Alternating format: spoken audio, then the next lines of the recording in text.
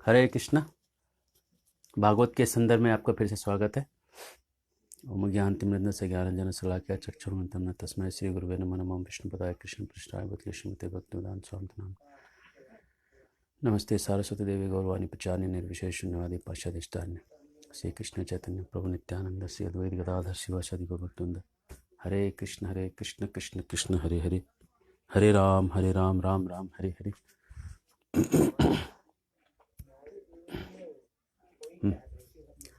तो आज हम रीइंकार्नेशन के ऊपर कुछ देखने वाले हैं कि क्या पुनर्जन्म सच में होता है कि नहीं होता है। Next life.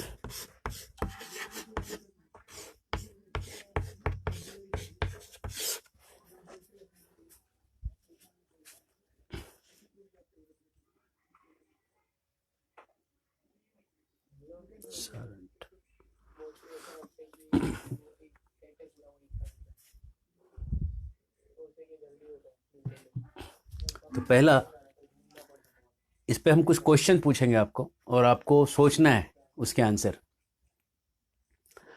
समाज में कुछ लोग गरीब होते हैं, कुछ अमीर होते हैं। वो तो ठीक है कि कोई मेहनत करके अमीर होता है, कोई मेहनत नहीं करता है, गरीब भी होता है। लेकिन ये तो बड़े लोगों के लिए हुआ। लेकिन जब बच्चों के लिए, एक मिनट, जब बच्चों के लिए, जब बच्चा कोई जन्म लेता है तो जन्म जो बच्चा ले रहा है, एक बच्चा है जो कि चांदी के चम्मच से दूध पीता है, एक बच्चा है जो कि उसको दूध नसीब नहीं हो रहा है। ये दोनों के किस्मत में इतना फर्क क्यों है? इस फर्क होने का क्या कारण हो सकता है? Born rich and born poor, ये क्यों? ये पहला सवाल है मेरा, है ना। बॉर्न ब्यूटीफुल, कोई बहुत सुंदर पैदा होता है ना। कोई जो होता है अगली होता है, क्यों? कोई हेल्दी होता है बहुत, कुछ बच्चे बहुत हेल्दी होते हैं, बर्थ वेट 4 है ना, 6 kg तक होता है। और कुछ बच्चे जो होते हैं एनीमिक होते हैं, इमेसिएटेड होते हैं, बच्चे एकदम कमजोर फ्रेल होते हैं, है ना। बर्थ वेट बहुत कम होता है, प्रीमैच्योर हो। ऐसे फर्क बच्चे में क्यों हो रहे हैं? ये सवाल है। और इस सवाल के बारे में थोड़ा सा गहराई से अगर आप सोचेंगे कि ये फर्क क्यों हो रहा है, इसका कोई कारण बता सकते हैं? बच्चा तो इग्नोरेंट है अभी, बच्चे ने तो अभी कुछ किया ही नहीं है। अगर बच्चे ने कुछ किया होता, कुछ तो टाइम ही नहीं ना, अभी तो जस्ट पैदा ही हुआ है, करेगा क्या? तो बच्चे के लाइफ में इतना फर्क क्यों हो रहा है, ये सवाल है। एक बार मैं जा रहा था बस में, सॉरी, और बस में जब जा रहा था तो एक मुसलमान मेरे बगल में बैठे थे। तो मुसलमान जो थे मेरे को जप करते हुए देख रहे थे। तो उन्होंने एक सवाल किया कि क्या आप जप कर रहे हैं? मैंने उनको बताया जप के बारे में थोड़ा। तो उन्होंने बोला आपके पास तो बहुत शक्ति होगी जप करने से। मैं बोला कि पता नहीं कौन सी शक्ति है मेरे अंदर क्या शक्ति है, मुझे तो कुछ मालूम नहीं, लेकिन मैं ये करता जरूर हूँ, ये बता सकता हूँ।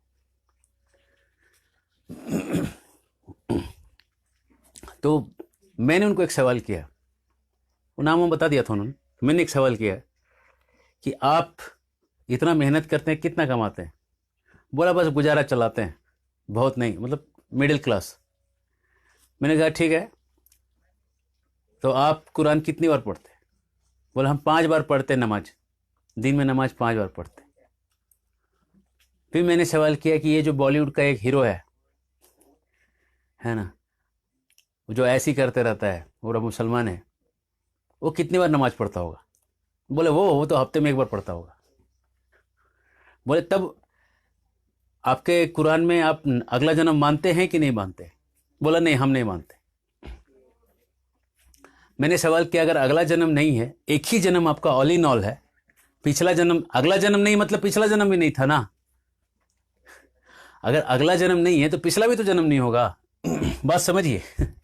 अगर आप करें आगे का जन्म नहीं होता है तो पीछे भी नहीं होगा, और है ना, तो पीछे होगा तो ये जन्म अगला उसका अगला जन्म ये हो जाएगा, इसका मतलब। तो पिछला अगला नहीं है मतलब पिछला भी नहीं है, पिछला अगला दोनों नहीं है, एक ही जन्म है। एक ही जन्म है, दोनों सब एक साथ जन्मे पढ़ने को, और ये 5 बार पढ़ रहा है तो इसके पास कम से कम 5 गुना पैसा ज्यादा होना चाहिए इक्वेशन के हिसाब से, है ना। लेकिन ये झक मार रहा है, दिन भर मेहनत कर रहा है ना, trying to meet the ends together, किसी तरह अपनी ज़रूरतों को पूरा कर रहा है ना। और दूसरा जो ऊपर है ना, स्टार, वो ऐश कर रहा है, पैसे बर्बाद कर रहा है ना। ऐसा फ़र्क क्यों?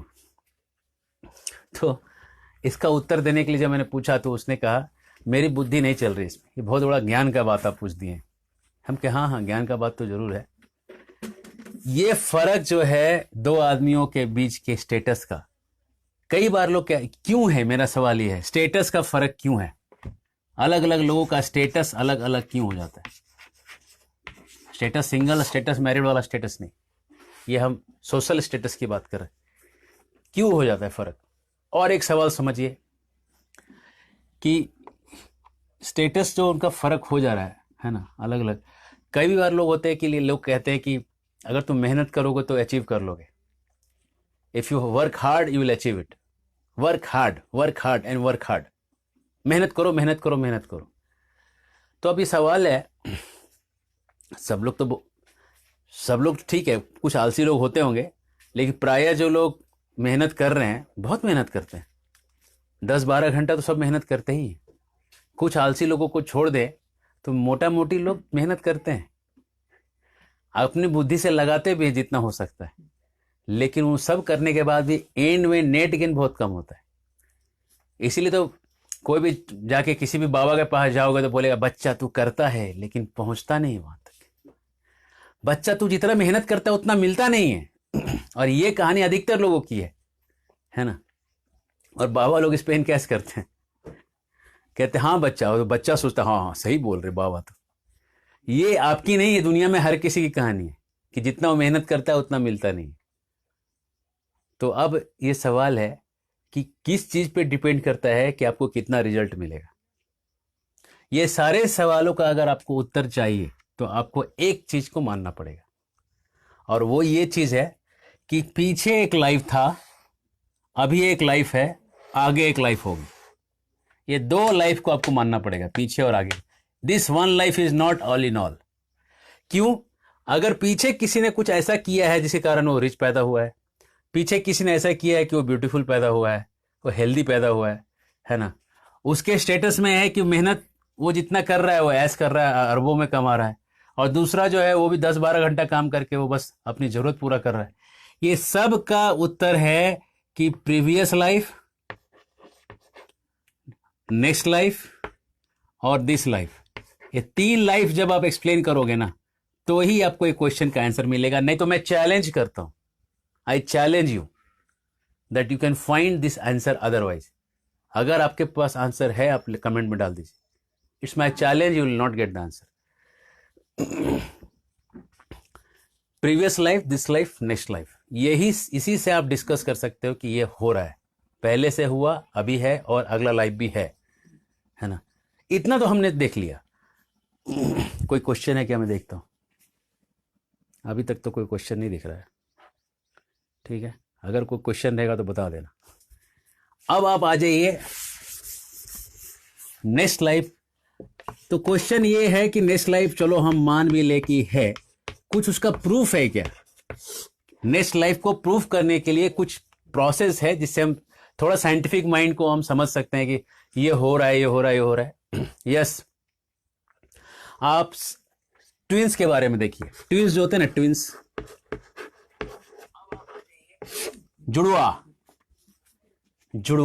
जुड़वा बच्चे जो होते हैं ना, 2 तरह के होते हैं। साइमेज होते, जुड़वा कई तरह के होते हैं, उसमें से एक तरह होता है जो जुड़े हुए होते हैं। ऐसे जुड़वा भी होते हैं जो जुड़े हुए होते हैं और काटना पड़ता है उनको बीच से। हाथ दोनों के जुड़े होते हैं, कहीं किसी न किसी बॉडी पार्ट्स पे वो जुड़े होते हैं एक दूसरे के साथ। तो ऐसे जो जुड़े हुए साइमेज ट्विंस होते हैं, उनके अंदर के डीएनए भी सेम होते हैं। ये मेरा डीएनए है, ये डीएनए भी दोनों ट्यून्स का सेम होता है। अब जब डीएनए सेम है और साइंस कहता है कि हमारा जो डीएनए है वो प्रोटीन बनाता है, और प्रोटीन जो है हमारे बिल्डिंग ब्लॉक्स हैं लाइफ के, बिल्डिंग ब्लॉक्स, ये ईंटें हैं।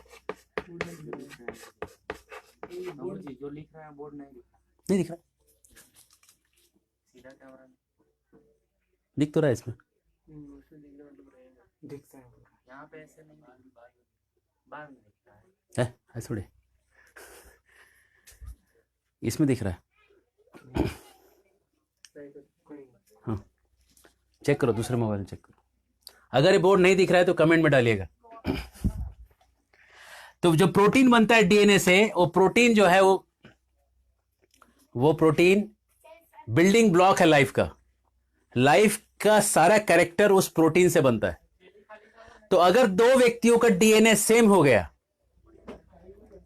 इसका मतलब है कि दोनों व्यक्तियों का प्रोटीन भी सेम हो जाएगा, कैरेक्टर्स भी सेम हो जाएंगे, राइट? तो जुड़वा बच्चों के अंदर बहुत हद तक सेम चीजें मिलनी चाहिए, है ना? लेकिन आप अपने आंखों से और आपके आसपास के जितने जुड़वा बच्चे हैं उनको जरूर आपने देखा होगा। एक बच्चा होता है, उसको म्यूजिक का सेंस होता है, सा रे गा मा पा धा नी सा नी धा प म ग रे सा। दूसरा जो बच्चा होगा, अरे दूसरा जो बच्चा होगा उसको म्यूजिक का समझता ही नहीं, भी समझता नहीं कि क्या चल रहा है म्यूजिक के बारे में। हाँ बच्चा, शांत रहने। ये जो डीएनए से प्रोटीन बन रहा है, ये साइंस का सारा एक्सप्लेनेशन यहां पे। हम जो हैं वो प्रोटीन्स के कारण है। तो जब आप प्रोटीन के कारण, जब प्रोटीन सेम हो गए तो सेम कैरेक्टर्स आने चाहिए दोनों के अंदर। सेम दूध पी रहे, एक ही माँ का खाना खा रहे हैं बना हुआ, तो एक ही व्यक्ति बनना चाहिए। दो एक, लेकिन आप देखेंगे जुड़वा जो होता है ना, एकदम डायमेट्रिकली अपोजिट बिहेव करते हैं। इसका मतलब है कि इस डीएनए से और कुछ सूक्ष्म चीज है, और भी कुछ पतली सी चीज है जो कि हम पकड़ नहीं पा रहे हैं, जो कि कैरेक्टर को बना रहा है। और ये जो चीज है, ये डीएनए जो है हमारे ग्रॉस बॉडी में, ये हमारा पृथ्वी, जल, वायु, अर्थ फायर एयर ईथर वाटर, ये earth water fire air ether, ये जो हमारा जो पंच महाभूत का जो शरीर बना हुआ है, इस शरीर में डीएनए दिख रहा है। लेकिन इस शरीर के अंदर में प्राण होता है। प्राण जो हवा ले रहे हैं, हवा जो छोड़ रहे हैं, ये हमारे अंदर एक प्राण करके चीज होती है। और ये बहुत इंपॉर्टेंट है, आपके अंदर कितना प्राण है, ओज कितना आपके अंदर शक्ति, आपको कितना शक्ति समझ में आ रहा है। जब आदमी बूढ़ा होता है ना, तो प्राण धीरे धीरे धीरे धीरे घटने लगता है। तो ये जो प्राण है, इस प्राण के अंदर एक सूक्ष्म शरीर तैरता रहता है, और वो जो शरीर है वो मन, बुद्धि, अहंकार, ये तीन चीजों का शरीर बनते रहता है। और उस मन, बुद्धि, अहंकार वाले शरीर में एक अंदर में आत्मा तैरती रहती। तो इस तरह से ये जो चीज है ये ऐसा है, प्राण है। प्राण के अंदर जो प्राण जो हमारे अंदर शरीर में है, इसमें एक मन, बुद्धि, अहंकार करके, मन, बुद्धि, अहंकार, ये तीन चीजों का जो है ये आवरण जो है वो तैर रहा है। और इसके अंदर में आत्मा जी हैं।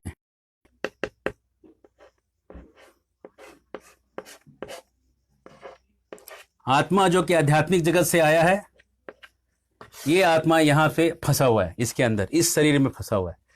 और चूंकि दो व्यक्तियों के अंदर अलग अलग आत्मा है, और इनका जो मन और बुद्धि और अहंकार जो है, ये तीन चीज जो है, ये पिछले जन्म के कंडीशनिंग के कारण वो बना हुआ है। पिछले जन्म के कंडीशनिंग से मन, बुद्धि उनका आया हुआ है। तो जो मन, बुद्धि उसका पिछले जन्म का है, उसके कारण से ये एक डीएनए होने के बाद भी ये मन जो है अलग तरह से बिहेव करा के दे रहा है। ये मन, बुद्धि, अहंकार एक ऐसा है, ये आपके सॉफ्टवेयर के जैसा है, विंडोज के जैसा है। और ये आत्मा जो है ये यूजर है, और ये सॉफ्टवेयर है। और ये जो डीएनए है ये हार्डवेयर है।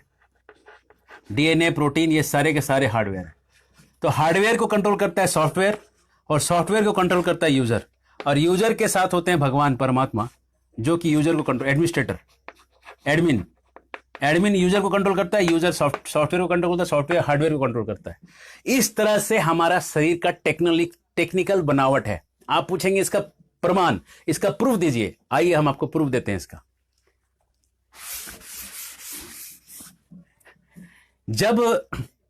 जब हम पैदा हुए जग हंसे हम रोए, ऐसी करनी कर चलो। बर्थ मार्क्स, बर्थ में जो मार्क्स होते हैं ना, doctor ion Stevenson, university of West Virginia, उन्होंने 5000 ट्रांसमाइग्रेशन के केसेस को स्टडी किया और स्टडी करने के बाद पाया कि जो बर्थ मार्क्स होते हैं, किसी को यहां पे एक बर्थ मार्क होगा ऐसा, उसको हिप्नोटिज्म में लेके जा सकते हैं। आप किसी को भी, अगर आपको पिछले लाइफ के बारे में जानना है, बहुत बड़ा खेल नहीं है, कोई भी हिप्नोटिज्म के एक्सपर्ट जो होते हैं, अगर आप किसी को नहीं जानते तो आप बोलिएगा। हमारे कई ऐसे मित्र हैं जो कि हिप्नोटिज्म करते हैं और डिवोटीज भी हैं। एक नगर में हमारे एक डॉक्टर हैं, काफ़ी मेरे बैचमेट हैं, वो करते हैं, काफ़ी फेमस डॉक्टर हैं वहाँ के, न्यूरोलॉजिस्ट हैं। तो हिप्नोटिज्म से आप पिछले लाइफ में जा सकते हैं और पिछले लाइफ में आप देख सकते हैं पिछले लाइफ में क्या हुआ था एग्जैक्टली, और आपको पता चलेगा कि आपको यहाँ पे किसी ने गोली मारा था, और जहाँ पे आपको गोली मारा था ना, वो गोली का इतना इम्पैक्ट माइंड में गया, शरीर तो वहीं रह गया, पिछले लाइफ वाला जो मर गया, उसके मन में गोली का इतना छाप गया ना कि जब वो मन अगले जन्म में गया तो उस मन के छाप के कारण वो ग्रॉस बॉडी पे भी एक इम्प्रिंट मार गया। इस स्थूल शरीर में भी एक प्रिंट आ गया उसका, उसके कारण। समझिए बात को।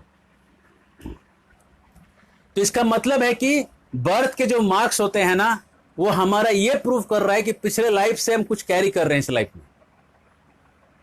और क्या, देखिए बर्थ का मार्क तो एक हो गया। अब दूसरा चीज देखिए, स्किल्स। स्किल जो होते हैं ना आदमी के अंदर, है ना, ऐसे होते हैं जिनके परिवार में अच्छे खासे लोग हैं, लेकिन बच्चे को जो है ना छत बनानी आती है। बच्चा खुद चला जाएगा छत पे, सामान जमा करेगा और उसको सबको टाइट कर देगा। एक्चुअली पिछले जन्म में छत बनाने वाला मैकेनिक था, रूफ मेकर था वो। अब अगले जन्म में किसी परिवार में जन्म ले लिया, वो स्किल्स, उसके पिछले इंप्रेशन जो माइंड में पड़े हैं, वो इंप्रेशन उसके आज भी वहां पे निकल के आ रहे हैं। वो फटाफट निकाल लेता है। कई बार डॉक्टर्स रीइंकार्नेट करते हैं और वो बचपन से ही सर्जरी करने लगते हैं, और कई में किसी को कुछ हो गया वहां पे उसको ठीक कर देता है, उसके सर्जरी करके भी ठीक कर देता है। ऐसे कई केसेस हैं जिसमें कि रीइंकार्नेटेड डॉक्टर्स जो हैं, ऐसे केसेस हैं जिन्होंने कि 10-12 साल के आयु में कई इमरजेंसी में कोई केस को हैंडल किया और ठीक भी कर दिया। इसका मतलब ये पीछे के जन्म से वो स्किल्स आ रहा है। वो कुछ करने की जरूरत नहीं है ना, वो आ रहा है, बस उसके इंप्रेशन, माइंड के इंप्रेशन में चला गया। तो ये हुआ स्किल्स, ये हुआ बर्थ मार्क्स, है ना। और अब देखिए फोबिया, इसको कहते हैं फियर हमारी भाषा में। कोई चीज से आप डरते हैं। डर जानते हैं कैसा होता है? अगर आपको हाइट से डर है ना, एगोराफोबिया। पानी से डर है, हाइड्रोफोबिया, है ना। कुछ भी चीज से आपको फोबिया हो सकता है। अगर पानी से आपको डर है, पानी देखते ही आपको डर लगेगा, इसका मतलब है कि पिछले जन्म में मोड ऑफ डेथ तो जरूर आपका डूब के मरने का, या कुछ पानी में डूबते डूबते मरते मरते बचे, ऐसा कुछ आपका इंप्रेशन मिलेगा पिछले जन्म में। तो उसके वजह से संभवतः आगे के जन्म में आपको पानी से बहुत डर लगता है। और किसी किसी को, मैं जानता हूं, एक इंजीनियर है जो मर्चेंट नेवी में है ना, अब वो ब्रह्मचारी है। वो पहले पानी के 1 फीट पानी में भी जाने से डरता था। उसकी माँ उसको जब डाल 1 फीट पानी में नहीं जा सकता था, और आज वो मर्चेंट नेवी में है। वो 20 फीट से छलांग लगाता है, समुद्र के अंदर ही घूमते रहता है। तो वो देखिए, फोबिया जो है ना, वो वहां कहां से आ रहा है? पिछले लाइफ से। निकाला भी जा सकता है, it can be removed also, लेकिन आया कहां से, ये सवाल है। बस मैं ये नहीं कह रहा हूं कि निकाला नहीं, आया कहां से, ये क्वेश्चन है। फोबिया कहां से आया, फियर आया कहां से? क्योंकि उसको केवल पानी से, हाइट से डर नहीं लगता है। किसी किसी को हाइट से बहुत डर लगता है। 10 फीट के ऊपर भी हाइट में उसको खड़ा कर देना, डरने लगेगा। हाइट का डर ऐसा रहता है उसको। है ना। अरे 10 तल्ले पे तो कोई भी डरेगा, लेकिन एक तल्ले से डर रहा है मतलब फोबिया है, क्लियर कट फोबिया है, वो डर है, उसके अंदर डर बैठा हुआ है। और किसी किसी को पिस्तौल से डर नहीं लगता, चाकू से डर लगता है। ये हाथ दे दे ठक, इसका मतलब ये है कि वो फोबिया पिछले जन्म से आया है। चाकू से किसी ने उसको डराया है, धमकाया है, काटा है, उसको मारने का प्रयास किया है, और वो जो डर उसके अंदर जहन में बैठ गया ना, वो डर अगले जन्म में लेके गया, और वो डर के कारण गन से नहीं डरता, लाठी से नहीं डरता, तलवार से भी नहीं डरता, वो चाकू के, वो स्टाइल वाले चाकू से बहुत डरेगा। इसका मतलब है कि ये जो फोबिया है, ये एक एग्जिस्टेंस का प्रूफ है कि पिछले लाइफ में हमारे साथ ऐसा कुछ हुआ। मैं हिप्नोटिज्म के केसेस यहाँ डिस्कस नहीं करूंगा। मेरा जो मित्र है, वो बता रहा था एक केस में कि एक स्त्री लाइफ में लेके गया, उसका समस्या था उसकी सास और उसका जमता नहीं था, एकदम नहीं जमता था। तो उसको जो पिछले लाइफ में लेके गया, तो इसको दिखाया कि ये एक बड़े मकान की मालकिन है, और उस मकान के बगल में एक पड़ोसी रहती है जिसका चेहरा इसके सास से एग्जैक्ट मिल रहा है, और इसने उसको बहुत तकलीफ दिया था पिछले लाइफ में। अब उस फेस वाली लड़की सास जो है सामने आ गई, क्योंकि सास भी थी, घर घर की कहानी।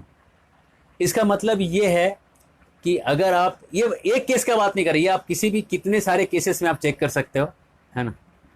अमिताभ बच्चन का और रेखा का जब पाया हिप्नोटिज्म किया गया, तो पाया गया कि ये दोनों यूके के, मतलब इंग्लिश हीरो, शेक्सपियरियन हीरो और हीरोइन थे दोनों पिछले जन्म में। अब्दुल कलाम आजाद का जब वो टीपू सुल्तान थे पिछले जन्म में।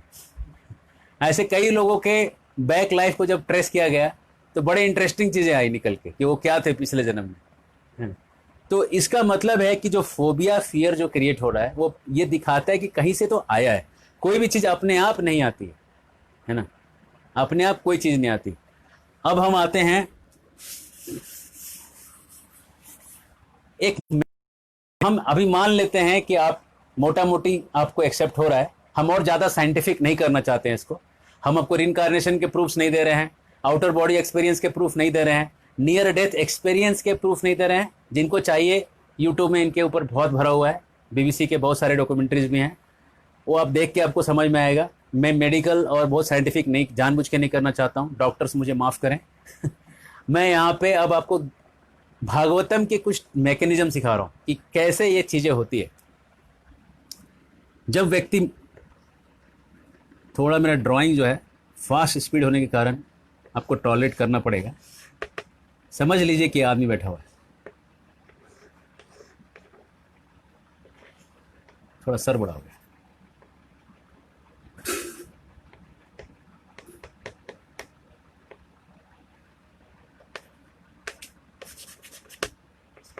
अब इसके अंदर में है प्राण, और प्राण के अंदर है सूक्ष्म शरीर, मन बुद्धि अहंकार।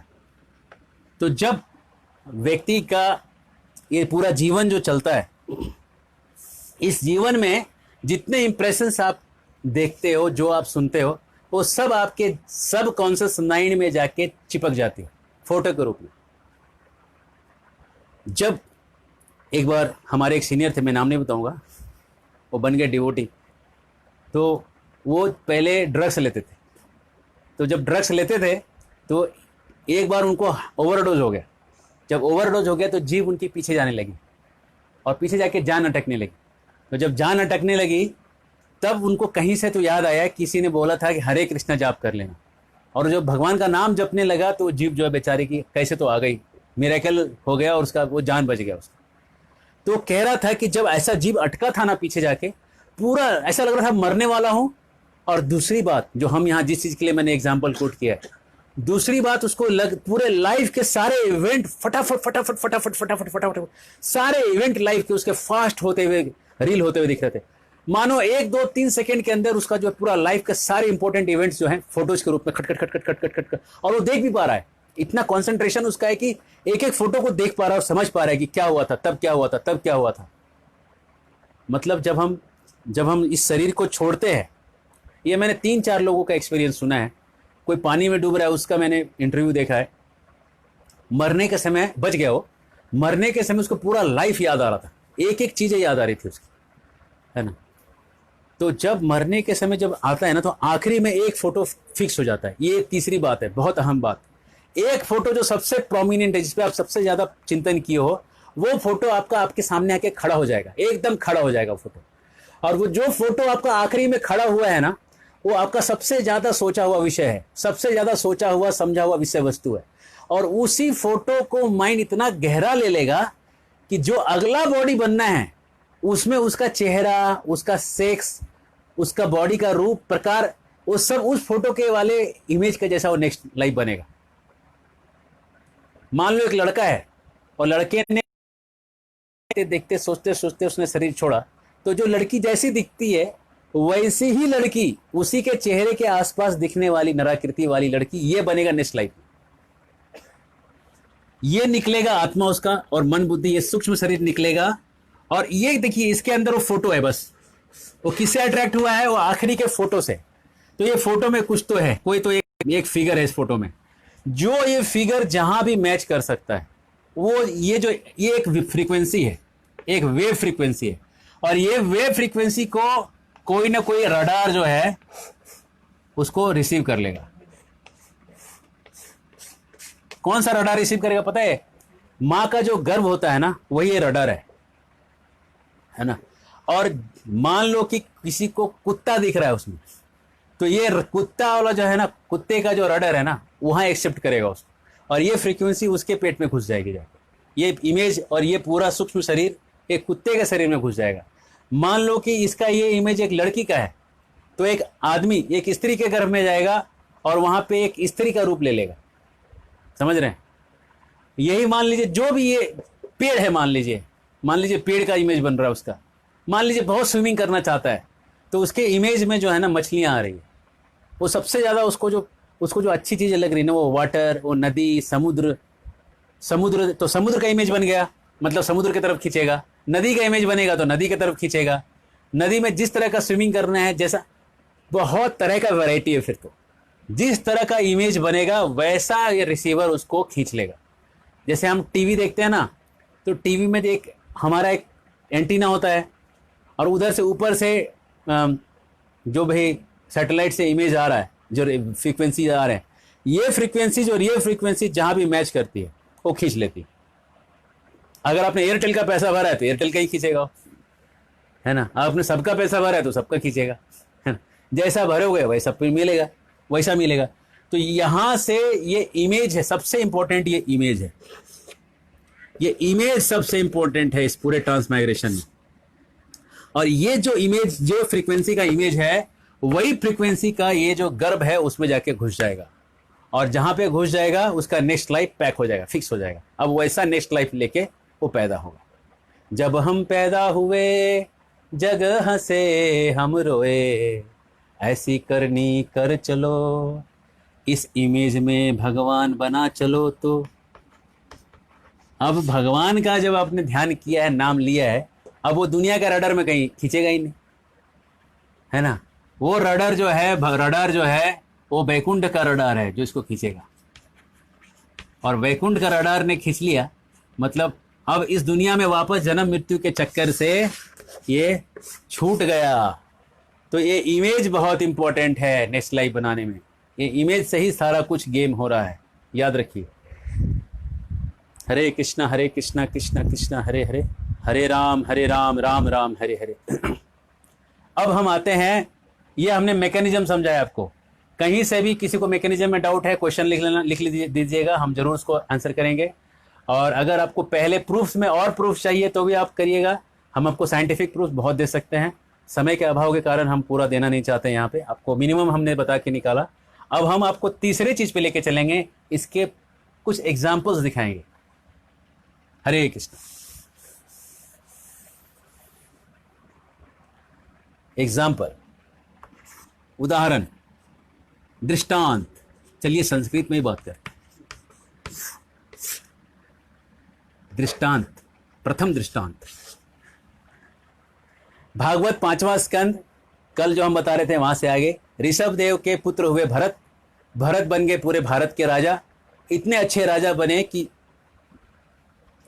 भरत थे बेटे ऋषभ के, ऋषभ ते वयम, और ऋषभ जो बेटे थे नाभि के। नाभि जब राजा थे, नाभि के कारण इस दुनिया का नाम था अजनाभ वर्ष।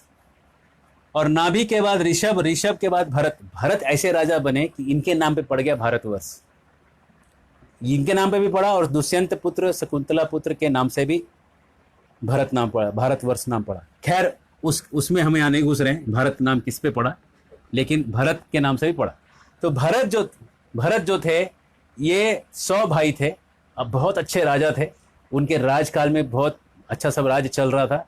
जब उनका पूरा उम्र हुआ, जब उन्होंने पूरा अपना जी लिया जितना जीना था, तो उनको लगा कि अब मुझे भी अपने लाइफ को परफेक्ट करने के लिए कहीं जाके तपस्या करना चाहिए, कहीं जंगल में जाके। तो भरत ने क्या किया, राजगद्दी को अपने बच्चों को बांटा, और उन्होंने अपने सारे व्यवस्थाओं को उन्होंने सेट कर दिया, और वहाँ से निकल गए वो गंडकी नदी के किनारे पहुँच गए। ये पहुँच गए बिहार। बिहार में गंडकी नदी बिहार नेपाल में बहती है, जहाँ शालिग्राम शिला मिलता है। वहाँ पुलह आश्रम आज भी है गंडकी नदी के किनारे। तो पुलह आश्रम, एक पुलह ऋषि, पुलस्त्य ऋषि, पुलह ऋषि, इन ऋषियों का आश्रम हुआ करता था। उस आश्रम में पहुँच गए, और आश्रम के वहाँ लोगों के साथ थोड़ा बगल में उन्होंने अपना भी आश्रम बनाया, और वहाँ आश्रम बना के रहने लगे। और रोज़ दिन में 3 बार स्नान करते थे गंडकी नदी में, और मंत्रों का उच्चारण, ओमकार इत्यादि उच्चारण करके अपने आप को बहुत इलेवेशन, बहुत अपने आप को इलेटेड फील करने लगे, बहुत आगे के एडवांस स्टेजेस में चले गए। और देखिए माया कैसा कैसे ट्रिक मारता है आदमी के जीवन में। एक बार वो नदी में सुबह गए, नहाए, नहा के बैठ के ओम ओम कर रहे। उसी समय एक हिरणी, गर्भिणी पति हिरणी उस नदी में पानी पीने आई, और जब पानी पी रही थी, थोड़ा ऊपर जहां भरत थे उसे थोड़े ऊपर की घटना, पानी में ऊपर पानी पीने आई, तो नजदीक से शेर ने लगाई दहाड़ लगाते ही हिरणी गई डर और भागी, वहां से कूदी, लंबा उसने कुलाचे लगाया, छलांग लगा दी लंबी, और छलांग लगाते ही उसका जो बच्चा था डर के मारे, उसने इतनी डर गई थी ना, बच्चा उसका वहीं पानी में ही गिर गया। और हिरणी पार हो गई, और बच्चा बेचारा जो उसका गुम गया, खेद, इतना उसको खेद हो गया, इतने आतुर हो गई, इतना मन में खेद, दुख हो गया कि दुख के कारण वो धीरे धीरे चलते हुए गुफा में गई, और गिर के वहीं पे उसने शरीर ठंडा कर लिया, नहीं बची। पीछे जो था ये हिरण का जो बच्चा था वो पानी में बह गया। शेर को ना हिरणी मिली ना बच्चा मिला। अब जो हिरणी का बच्चा था वो बहते बहते भरत के आंखों के सामने से जा रहा था नदी में, छोटा सा बच्चा। जैसे वो जा रहा था, भरत को दया आ गई। भरत उठे, उस हिरण के बच्चे को उठाया, और उठा के अपने आश्रम ले आए। आश्रम ले आके उसको थोड़ा घास वास खिलाने का प्रयास किया, उसको अच्छे से कपड़ा वपड़ा लपेट के उसको रख दिया, गर्म ठंडा ना लगे, उसको सहलाने लगे, उसको साथ में रह के देखने लगे। इसको कहीं पे जाते थे जंगल में तो साथ में लेके जाते थे कि कोई दूसरा बच्चा, कोई शेर वेर ना खा जाए इसको। बहुत प्रोटेक्शन केयर करने लगे उसका, बहुत केयरफुल रहने लगे उसके ऊपर से। और उसके अगर कहीं पे खुजली हो रही है तो उसको खुजला देते थे, थपथपा देते थे। बेचारा बहुत खुश था उनके साथ रह के। और धीरे धीरे भरत जो है अपने पूजा पाठ को भूलते गए, हिरण के ही सेवा में लग गए। कब हो गया पता ही नहीं चला, क्या से क्या हो गया देखते देखते। अब वो जो भरत थे, भरत ने जो जितना भी सब सीखा था वो छोड़ के, उनको कैसा लग रहा था, अगर मैं इस हिरण के बच्चे का ध्यान नहीं दूंगा, ये बच्चे का ध्यान नहीं रखूंगा, तो इसका मतलब यही होगा ना कि जो आश्रय लिया था उसको मैंने छोड़ दिया। लोग क्या सोचेंगे, ये क्या सोचेगा, ये तो जरूरी एनवी है, एनवी, ये ईर्ष्या है जिसकी वजह से मैं इसको छोड़ूंगा, इसको मैं कभी नहीं छोड़ूंगा। तो अब उन्होंने जो है उसको अपने बच्चे के जैसे पालना पोसना चालू किया। अपना मंत्र जाप सब छोड़ के उसी के साथ घूमते घूमते धीरे धीरे धीरे धीरे पूजा पाठ छूट गया, और वो बच्चा ही सब कुछ हो गया। एक दिन की बात है, सुबह बच्चा गुम गया। बच्चा सुबह गुम गया। अब उसको खोजने निकले तो कहीं पे हिरन के बस पैर के निशान दिख रहे हैं। तो सोच रहे, ओहो धरती कितनी अच्छी है ना, इस पे हिरन के निशान तो हैं, मैं कितना अभागा हूँ, मुझे तो मेरे हाथ में हिरन ही नहीं। ऐसा करके धरती के भाग्य को सराहना कर। आगे खोजते खोजते दिन भर खोजते खोजते सांझ हो गया, हिरन नहीं मिला। सांझ हो गया और फिर चांद निकल आया। चांद को देख के उनको लगा कि मेरा हिरण भी ऐसा ही था, चमकीला था। और वो चांद को देख के उनका जो है समय हो गया निकलने का। और जब उनके जान छूटने लगे, कहाँ से वो हिरण का बच्चा वहाँ आ गया, और हिरण का बच्चा सामने, चांद ऊपर, और हिरण को देख के जो उन्होंने शरीर छोड़ा, उनके अंदर जो लास्ट इमेज था, वो जो इमेज था जो मैंने आपको बताया, लास्ट इमेज, वो बन गया हिरण का। और ये हिरण के इमेज होने के कारण अगले जन्म में वो कुलांजन पर्वत के ऊपर में एक हिरनी के गर्भ में प्रवेश हो गया, और वहां से हिरण के रूप में जन्म हो गया। लेकिन आश्चर्य के हिरण का शरीर तो जरूर मिला उनको, लेकिन इतना ज्यादा उसका जो मंत्रों का उच्चारण का इतना हैवी वाइब्रेशन, पॉजिटिव वाइब्रेशन, कि उसके कारण वो मृग के शरीर में भी उनको सब याद आ रहा था। हिरण के शरीर में उनको सब याद था, पिछले लाइफ में क्या क्या हुआ, कैसे कैसे हुआ, सब याद था। तो जब उनको सब याद आ रहा था, उन्होंने सोचा कि गलती हो गया, मेरा एक लाइफ बर्बाद हो गया हिरण के चक्कर में, मैं बन गया हिरण। अब किसी को जाके बता भी नहीं सकता हूं, किसी को बोलूंगा कि मैं पिछले लाइफ में भरत था, अब मैं हिरण, तो लोग हंसेंगे ना। और दूसरा, हिरण की बोली जो है उसको कैसे आगे करेगा, वो दूसरा प्रॉब्लम था उसका। लेकिन मन में उसके खेद हो गया कि मैं अब कहीं का नहीं रहा। उसने क्या किया, अपने माँ का जो पहाड़ था वो छोड़ दिया और चल के वहां से आया पुला आश्रम, जहां से वो गया था। और पुला आश्रम में पुला मुनि और ये जो सब लोग थे, उनके आश्रम में आके बैठा, और वहां पे आके बैठा, और वहां पे उसने एक व्रत लिया। और हिरण के लिए सबसे बड़ा व्रत क्या हो सकता है, सोचो, हरा घास नहीं खाऊंगा, ये व्रत लिया उसने, और केवल सूखा घास खाता। केवल उसने सूखा घास खाया, हरा घास खाता नहीं था। और आज संतों के बीच बैठा रहता था, और लोग भागवत रामायण कहते रहते थे, ये सुनता रहता था। धीरे धीरे उसका समय हुआ, मृग का शरीर गया। अगला जन्म जब उसका हुआ, अब उसके मन में क्या था, दुनिया से भय। उसके बाद अब उसके पास जो नया इमेज आया था, न्यू इमेज, अब उसके पास फियर इमेज जो अब उसका बना,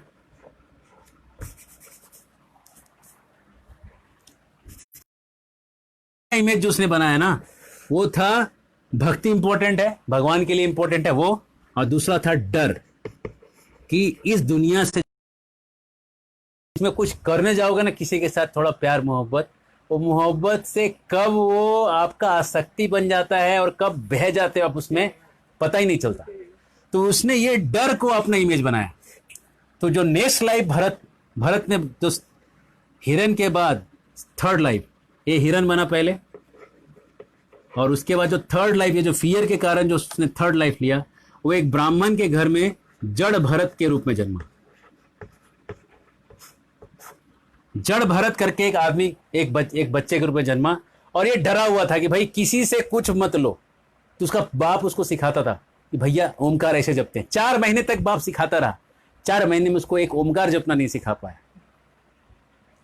क्योंकि ये सीखना नहीं चाहता था। ये बोला किसी के साथ थोड़ा भी स्नेह करोगे भैया बह जाओगे, कब पता नहीं चलता।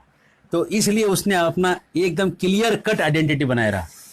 और ये जड़ भरत, कल हम बताएंगे कि जड़ भरत ने अपने लाइफ में कैसे अपने लाइफ में जड़ भरत ने एक बहुत अच्छा बात करने का तरीका सिखाया, जिसको आप इम्पैथिक लिसनिंग कहते हैं। उस इम्पैथिक लिसनिंग को हम कल सिखाएंगे जड़ भरत के लाइफ से। लाइफ में उदाहरण सुने होंगे इम्पैथिक लिसनिंग के, सुनने की कला के जितने भी उदाहरण में से ये वन ऑफ द बेस्ट लगेगा, इतना मेरा गारंटी है।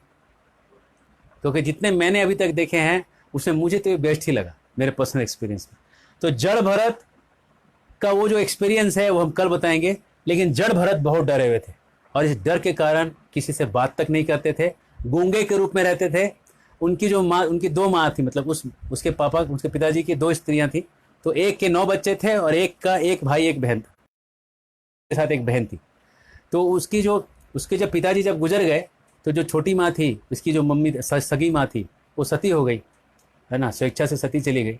और ये जो बच्चे थे वो सौतेली माँ ने पाला तो जरूर, लेकिन ये जड़ भरत जो था ये ऐसा रहता था, कुछ जो खाना दे दिया खा लिया, जला हुआ दे दिया तो भी कुछ कंप्लेन नहीं, कच्चा दे दिया तो कंप्लेन नहीं, कम दिया तो कंप्लेन नहीं, पुराना पुराना कुछ दे दिया, अनयूज प्रोडक्ट, कीड़े खा लगे हुए, एकदम डरा हुआ था भैया मैं कीड़े वाला खा लूंगा लेकिन मैं कीड़ा नहीं बनूंगा। उसको ये पता चल गया इमेज बड़ा गंदा चीज़ है। जिस चीज़ से इमेज बन गया, बस अपने मन में भगवान को याद करता रहता था और बस वो समय देख रहा था। तो कभी कभी लोग उसको खेत में खड़ा कर देते थे, जैसे कौवा भगाने वाला होता है ना इमेज, तो ये सबसे फुकट का आदमी वही मिलता था उनको, उसको खेतों में खड़ा कर देते थे और एक कौवा भगाता था और उसको खाना दिया नहीं दिया सब चल जाता था, है ना। अब कल हम देखेंगे ये जड़ भरत जो था, इसको कुछ डाकू लोग पकड़ के ले गए बलि देने के लिए। कैसे बचा, बलि हुआ कि नहीं हुआ, क्या जड़ भरत बचेगा। और जड़ भरत की मुलाकात एक ऐसे शख्स से होती है जो उसको मारने ही वाला होता है, ये एक दूसरा इवेंट होता है उसके लाइफ में। और जड़ भरत उसको कैसे परफेक्शन पे हैंडलिंग करके दिखाते हैं। अगर आप ये बात करने की कला सीख जाएंगे जो मैं कल आपको बताने वाला हूँ, किसी के साथ भी आप अपना डील क्रैक कर सकते हैं, किसी के साथ भी अपनी बात जमा सकते हैं। ये इतना पावरफुल टेक्निक सिखाने वाले हैं कल। तो कल आप आइएगा, जड़ भरत का फाइनल पार्ट दिखाएंगे, how to talk very effectively होगा, effective talking skill, effective communicating. लेकिन चलिए मैं टॉकिंग बोलता हूँ, कोई दिक्कत नहीं। तो बहुत बहुत धन्यवाद। कोई प्रश्न होगा तो आप डालिएगा, आप कमेंट बॉक्स में जाए। Thank you very much. बात कीजिए।